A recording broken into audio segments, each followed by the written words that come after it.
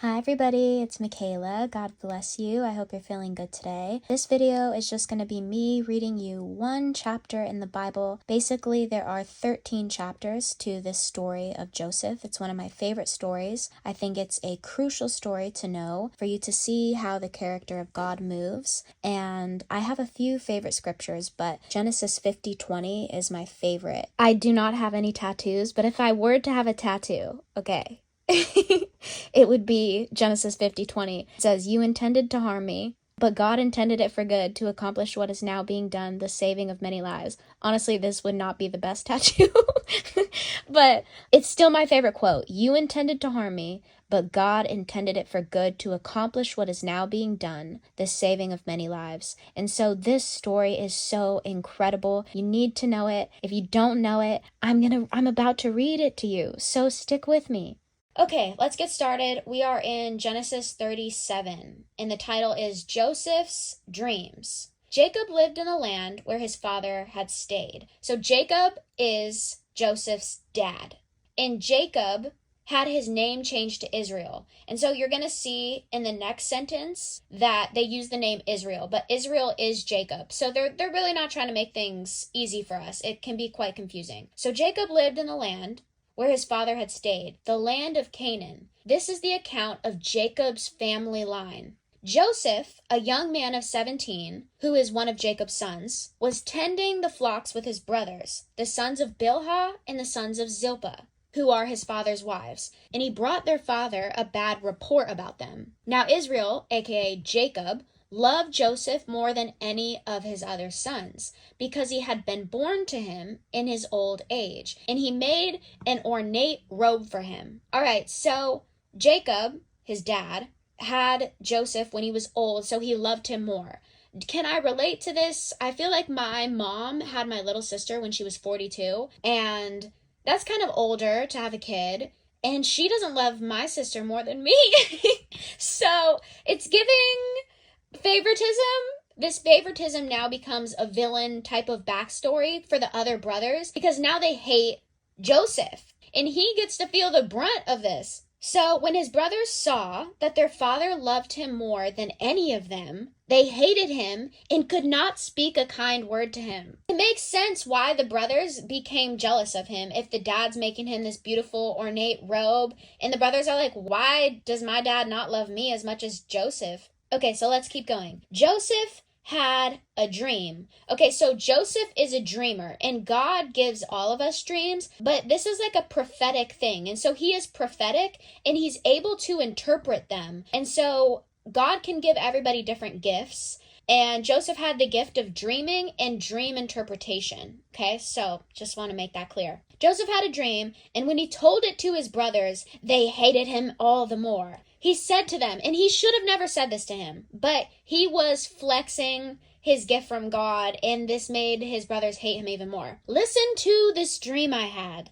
We were binding sheaves of grain out in the field when suddenly my sheaf," what's a sheaf? I have no idea, "rose and stood upright." Okay, it's like a leaf, I think. "While your sheaves gathered around mine and bowed down to it." His brothers said to him, "Do you intend to reign over us?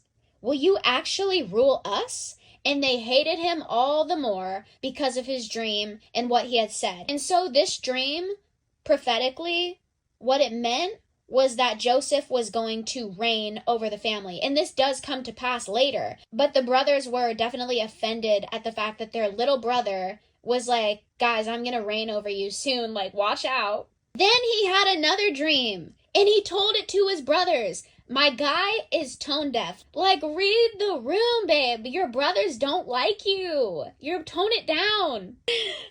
Joseph. Okay, listen, he said. "I had another dream, and this time the sun and moon and 11 stars were bowing down to me."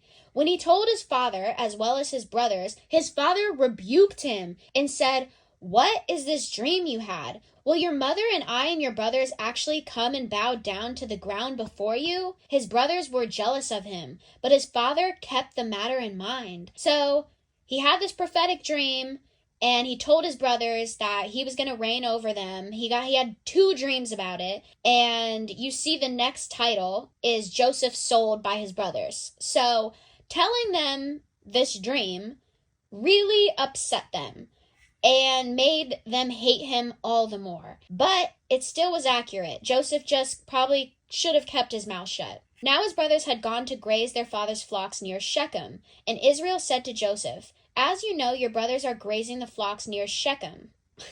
I kind of like the name Shechem. "Come, I am going to send you to them." "Very well," he replied. I feel like Joseph is just at peace, like he just trusts people way too much. So he said to him, "Go and see if all is well with your brothers and with the flocks, and bring word back to me." Then he sent him off from the valley of Hebron. When Joseph arrived at Shechem, a man found him wandering around in the fields and asked him, "What are you looking for?" He replied, "I'm looking for my brothers. Can you tell me where they are?" "They have moved on from here," the man answered. "I heard them say, 'Let's go to Dothan.'" So Joseph went after his brothers and found them near Dothan. But they saw him in the distance, and before he reached them, they plotted to kill him. "Here comes the dreamer," they said to each other. "Come on now, let's kill him and throw him into one of these cisterns and say that a ferocious animal devoured him. Then we'll see what comes of his dreams." When Reuben heard this, he tried to rescue him from their hands. "Let's not take his life," he said. "Don't shed any blood. Throw him into the cistern here in the wilderness, but don't lay a hand on him." Reuben said this to rescue him from them and take him back to his father.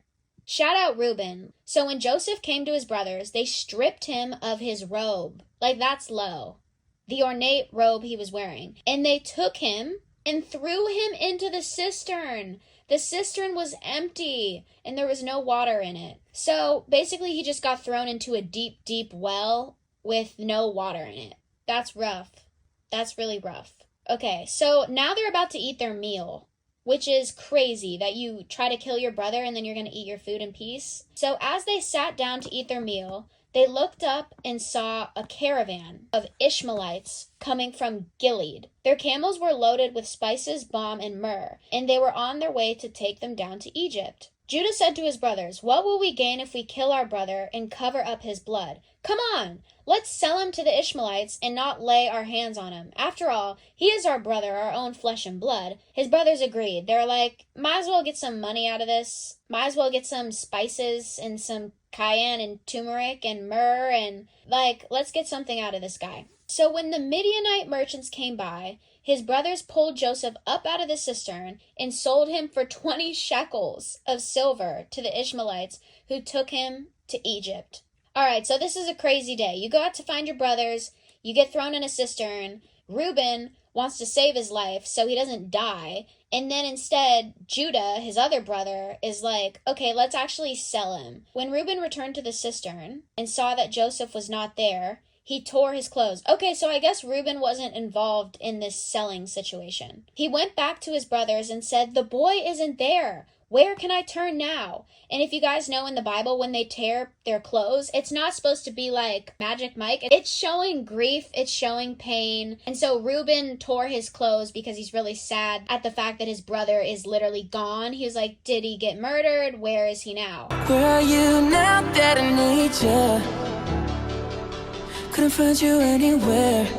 Then they got Joseph's robe, slaughtered a goat, and dipped the robe in the blood.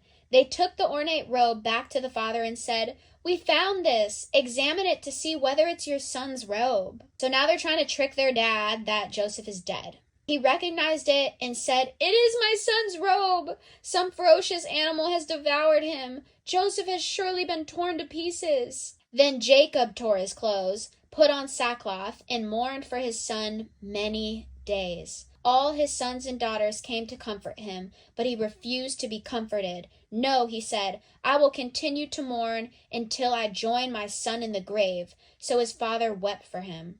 That's so sad. Meanwhile, the Midianites sold Joseph in Egypt to Potiphar, one of Pharaoh's officials, the captain of the guard.